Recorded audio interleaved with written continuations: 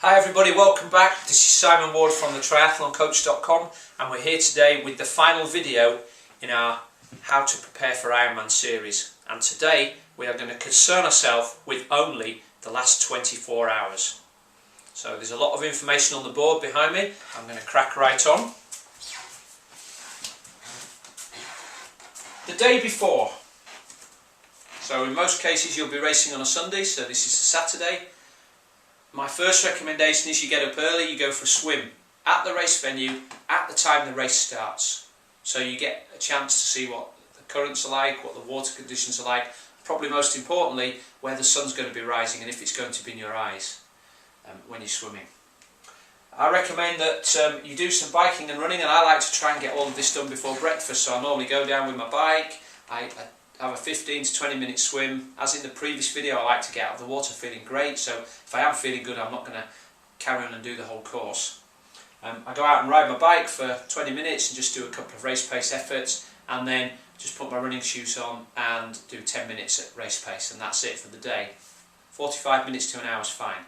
Go back and have breakfast. Then there's some other stuff that you very definitely need to do, and if it's not on this list you probably shouldn't be doing it.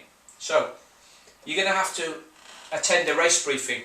The organisers generally say these are mandatory, but I know people don't attend them. It's a big mistake in my opinion. I've known of athletes who haven't turned up, missed out on one vital piece of information which has affected their whole race, such as a course change.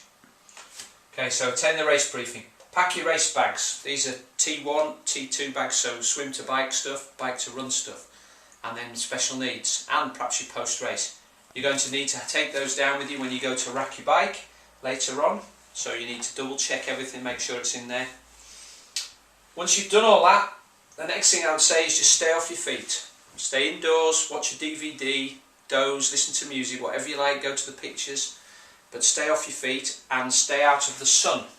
So that doesn't mean sunbathing by the pool and staying off your feet. Keep hydrated. A perfect opportunity for you to get the Gatorade in here. A nice gentle mix to keep you hydrated, keep your electrolytes up. It's much better than drinking just water.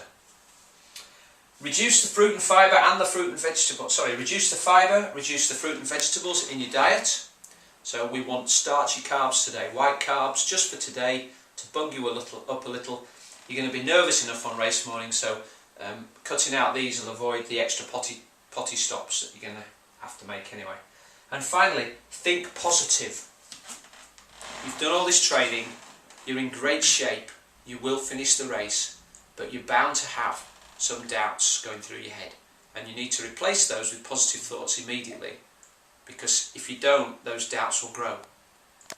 And if you're going to doubt anything, the only thing you should be doubting at this moment is how good you're going to be. Alright, on to race day. 3 things up here that I think are really important I'm going to finish with, but the most important thing is when you get up that you have a timetable of what you're going to do from the moment you rise to the moment the race starts. My recommendation is you do some homework in advance and work out how long each of these things is going to take. Most importantly, how long it's going to take you to travel from your accommodation to the race start, how long it's going to take you to park, and if you're going to have to walk from the parking area, how long that's going to take. And then list all the things that you want to do. So find your starting position, do some warming up, putting your wetsuit on, checking your bike finally, numbering up and going to the toilet, actually going to the transition the first time, making your breakfast. Give all of those a time allocation and then create a timetable that enables you to work through that systematically on race day. You'll also find that this enables you to focus on one thing after another, and it will remove some of the nerves. Finally, on race day, stick to your plan. You do have a plan, don't you? If you've been watching my videos, it's one of the things I've recommended. So stick to your plan and don't deviate from that. If you see one of your mates go past on the bike early on, then don't chase him. He may be having a great day, or he may live to regret it later. Either way, you have a plan, you race to yours. Next, trust your fitness. As I said previously, if you've trained for 6 months, I can guarantee that you have more than enough fitness to finish this race. So you must trust what you've done. And finally, make sure you have fun on race day. People always talk about Chrissie Wellington and Natasha Badman about how much they smile. That's because they enjoy what they're doing. It actually makes them feel better even when they're going through bad times. So make sure you have fun. I should imagine that if you're watching this, you're an age grouper, this is probably your hobby, it's what you do in your part-time for some light relief from work. So pass that happiness and joy on to other people, thank the organisers, thank the marshals, give a bit of a pat on the back to other athletes as you pass them or you see your mates, give them a high five. But whatever you do, keep smiling and remember, you chose to do the race. Okay, that's all from me now, and that's all on the 3 video series about preparing for your Ironman and 70.3 event. Just remember, have a great race, you've done the work, you deserve it. Hopefully I'll get to see some of you at the finish line, but if not, please write and tell me your stories, I'd love to hear from them. Bye for now.